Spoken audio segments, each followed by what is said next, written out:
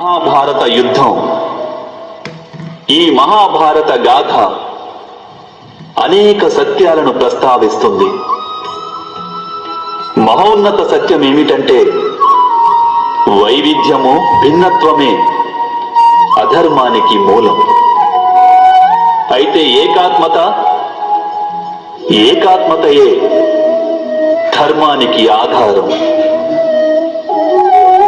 ఏ విధంగా? మీరే ఆలోచించండి. మనిషి హృదయం సుఖాలను ఆశిస్తూ, అధికారం, సంపదలకై కోరికలతో సదా నిండి ఉంటుంది. కానీ దైనందిన జీవితంలో మనిషి తన మాతాపితలు, సంతానం, తోబుట్టువులు, పత్నితో కూడా ఉచితంగానే వ్యవహరిస్తుంటాడు. వారికి ఏ అన్యాయమూ చేయడు. వాడు తన సుఖ సంపదలను సమభాగాలుగా పంచుకొని అనుభవిస్తాడు. ఎందుకంటే వానికి తెలుసు, తన సుఖానికి ఆధారం తన కుటుంబమని. తన సుఖానికి కారణం కూడా తన కుటుంబమేనని. మనిషికి ఈ విషయమూ తెలుసు, తనకు సుఖం సమాజం నుండి లభిస్తోందని.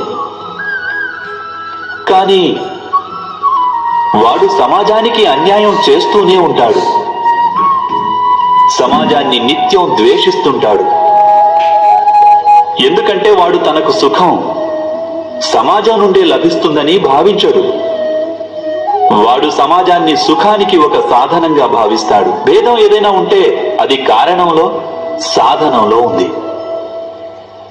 కానీ మనిషికి ఎప్పుడైతే బోధపడుతుందో ఈ సకల సృష్టి పరమాత్మ స్వరూపమని, ప్రతి జీవి పరమాత్మలోని అంశయని, అంటే ఎవరు పరాయి వారు కారని, అందరూ మనవారేనని, ఈ చరాచర సృష్టి అంతా మనదేనని, మన కుటుంబంలోని వారేనని, అప్పుడు క్రోధానికి కారణమే మిగలదు.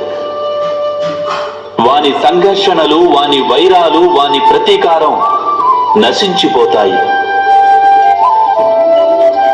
అంతరంగంలో పరమాత్మ, బాహ్యరంగంలో ఏకాత్మత. ఇదే ధర్మం యొక్క మూల సిద్ధాంతం.